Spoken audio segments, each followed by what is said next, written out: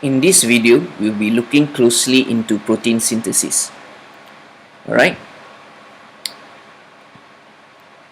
Well, all proteins like hemoglobin or enzymes, alright, they are specific. Okay?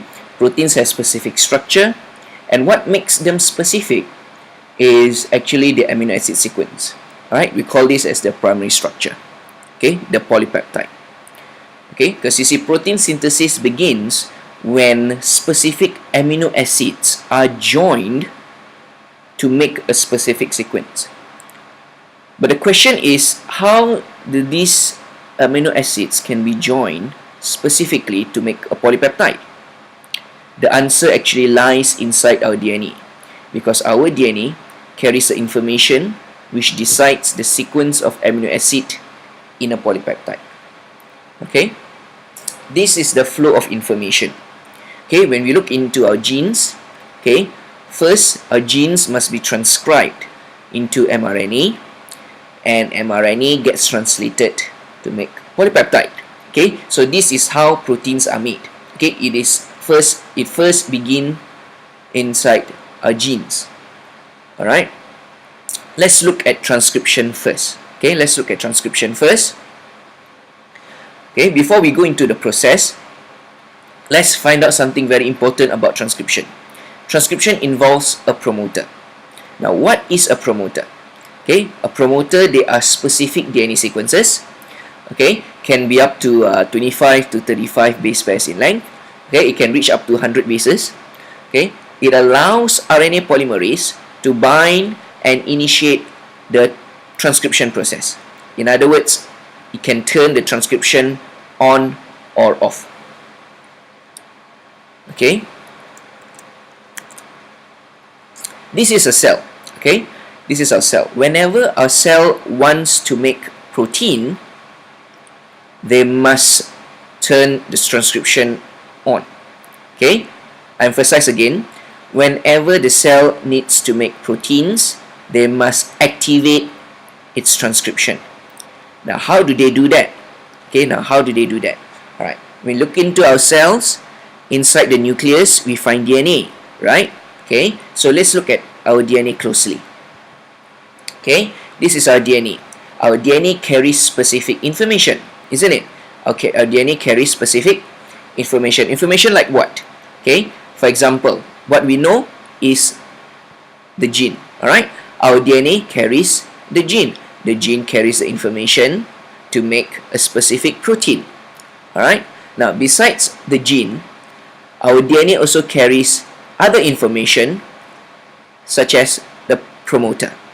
Okay, now this promoter, as I've described just now, okay, the function is to turn transcription on. Now, how do they do that? Okay, they do that by first allowing RNA polymerase, okay, RNA polymerase to bind to the promoter and initiate transcription. How does it initiate transcription? First, by unwinding the section of the DNA that has to be transcribed. When RNA polymerase unwinds the section of the DNA, it forms this structure we call as the transcription bubble. Okay, the transcription bubble. Okay, the section of the gene that is to be transcribed must be unwind, or else transcription cannot go on.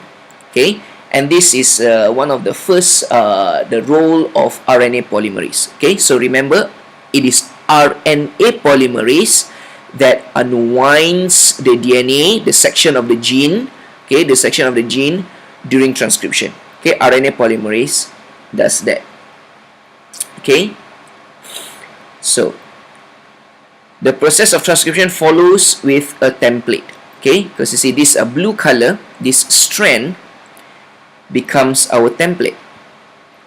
Okay, so this is our gene, okay, that has to be transcribed. Now remember, in transcription, only one strand of the DNA becomes the template.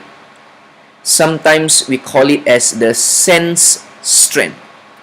Okay, the sense strand.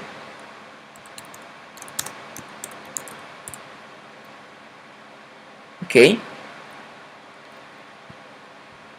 Now this template allows RNA polymerase to join free activated RNA nucleotides, okay, to make the RNA. All right. So RNA polymerase joins free activated RNA nucleotides via complementary base pairing, okay, to our template.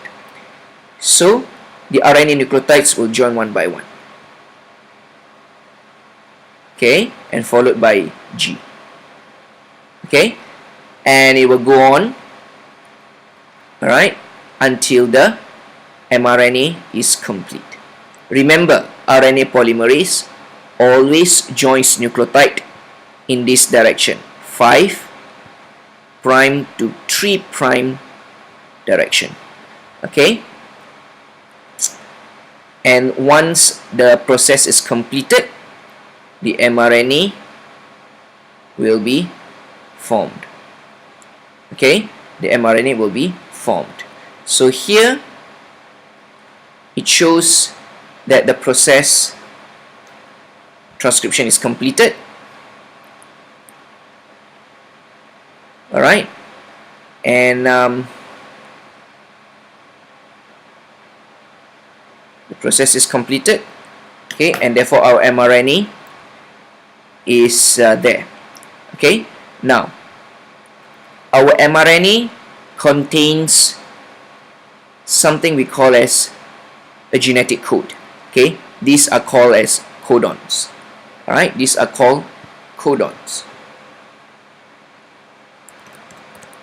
okay. And I've briefly mentioned about codons to you before the break. All right, and the nature of genetic codons, they are triplet, non-overlapping, and degenerate. All right, I'll need you to revise and understand again what does this 3 point means. All right, so this is transcription. Hope you all get it.